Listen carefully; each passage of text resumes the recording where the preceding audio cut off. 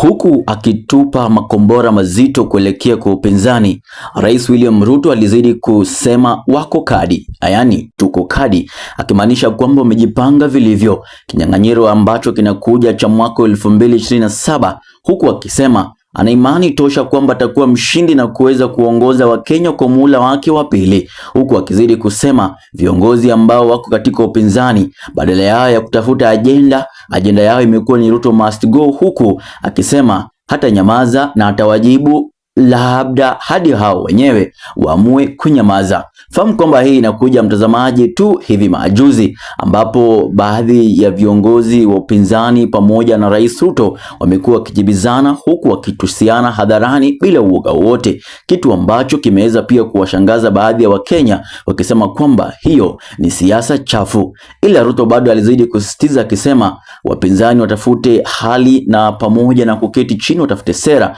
ambayo wataambia Wakenya, sababu hiyo ndio Wakenya wataangalia. Zidi kufuatilia habari hizi, fahamu kwamba hichi ndicho kituo chako nambari 1 cha habari za kuaminika. Hii ndiyo chaneli ambayo inakupasha na kuletea habari na uondo ambao wewe unahitaji. Hii ni MJ. Mtazamaji wangu, zidi kubonyeza kidude hicho cha alama ya subscribe, zidi kufuatilia video zetu, ndiposa uzidi kuwa na sisi.